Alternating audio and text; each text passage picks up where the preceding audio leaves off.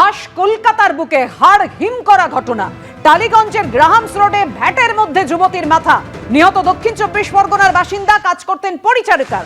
আরো বিস্তারিত আপনাদেরকে জানাবো, কথা বলবো। আমাদের সঙ্গে রয়েছেন আমাদের প্রতিনিধি ময়ূক ঠাকুর চক্রবর্তী। ময়ূক, পরিচারিকার পরিচয় তো জানাই যাচ্ছে যে নিহতের পরিচয় পরিচারিকা, আর কি জানা যাচ্ছে এবং এখনো কি আততায়ীকে শনাক্ত করা সম্ভব হয়েছে? দেখো পাপিয়া, আজকে বিকেলবেলা কাটাপুকুর মর্গে ওই যুবতীর পোস্টমর্টেম হয়।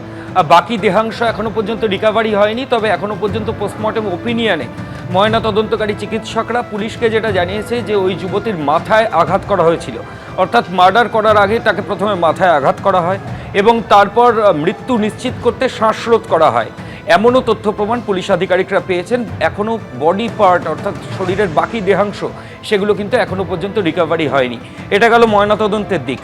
তদন্তকারী আধিকারিকরা বিভিন্ন টেকনিক্যাল জিনিস অবলম্বন করেছেন, যেমন টাওয়ার ডাম্পিং, টাওয়ার লোকেশন, ওখানকার সিসিটিভি ফুটেজ সেগুলো সার্ভার থেকে নেওয়া এবং সেগুলো অ্যানালিসিস করা, সেগুলো করে এবং প্রত্যক্ষদর্শী আশেপাশে যারা ব্যবসায়ী তাদের স্টেটমেন্ট দেখার পর এখনও পর্যন্ত যেটা পুলিশ আধিকারিকরা বলছেন যে ওই যুবতী তিনি ওই গল্ফ গ্রিন চত্বরে তিনি ডোমেস্টিক হেল্প বা পরিচারিকার কাজ করতেন, এরকমই পুলিশ আধিকারিকরা তথ্য প্রমাণ পাচ্ছেন। তার বাড়ি দক্ষিণ 24 পরগনায় এবং দক্ষিণ 24 পরগনার ডায়মন্ড হারবার চত্বরে তার বাড়ি।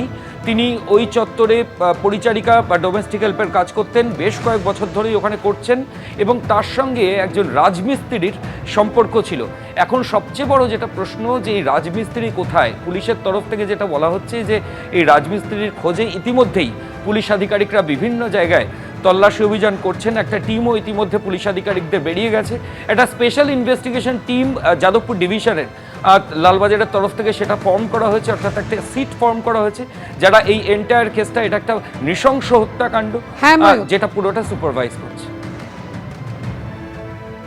একেবারে ময়ূক, তুমি আমাদের সঙ্গে থাকো। টালিগঞ্জের গ্রাহামস রোডে যেখানে ভ্যাটের মধ্যে থেকে যুবতীর মাথা এবং সে উদ্ধার হয়েছে, নিহত দক্ষিণ 24 পরগনার বাসিন্দা, কাজ করতেন পরিচারিকার। তবে প্রত্যক্ষদর্শীরা কি বলছেন শোনাবো আপনাদের। দু একবার রাস্তায় দেখেছি আমাদের এই মেন গেট থেকে আর ওই পোল্ট্রি গেটের মধ্যে, যা কখনো সকালের দিকে কখনো বা বিকালের দিকে, এটাই আসতে যেতে দেখেছি। এমনি ওনাকে চিনি না। 3-4 বার দেখেছি। না, অতটা খেয়াল পড়ছে না শেষ কবে দেখেছি। কারণ গত 3-4 মাসের মধ্যে না, হয়তো মাস দেড়েক আগেই দেখেছি।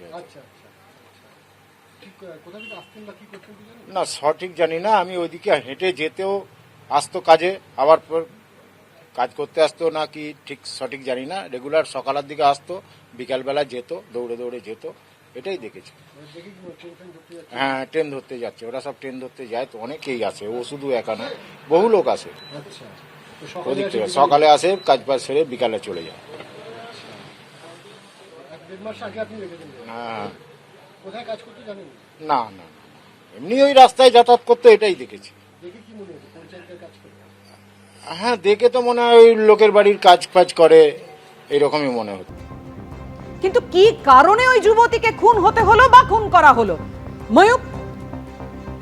যতক্ষণ পর্যন্ত আততায়ীকে না পাওয়া যাচ্ছে এবং বাকি দেহাংশ রিকভারি না হচ্ছে, পুরোপুরি খুনের মোটিভ পুলিশের পক্ষে বলা সম্ভব নয়, এমনটাই পুলিশ আধিকারিকরা বলছেন। তবে এখনো পর্যন্ত যে নৃশংসভাবে ওই যুবতীকে খুন করা হয়েছে এবং তার মাথা রিকভারি করা হয়েছে এবং শরীরের বাকি অংশ সেগুলো আলাদা আলাদা করে কাটা হয়েছে, এমনটাই পুলিশ আধিকারিকরা মনে করছেন। ফলত যেহেতু এতটা নৃশংসতা রয়েছে, মার্ডার ফর রিভেঞ্জ অর্থাৎ ব্যক্তিগত কোনো প্রতিহিংসা এই খুনের মোটিভের পেছনে অন্যতম কারণ, এমনটাই তদন্তকারী আধিকারিকদের প্রাথমিকভাবে অনুমান করছেন তারা। অবশ্যই তদন্তের গতি প্রকৃতির দিকে আমাদের নজর থাকবে। ধন্যবাদ তোমায়।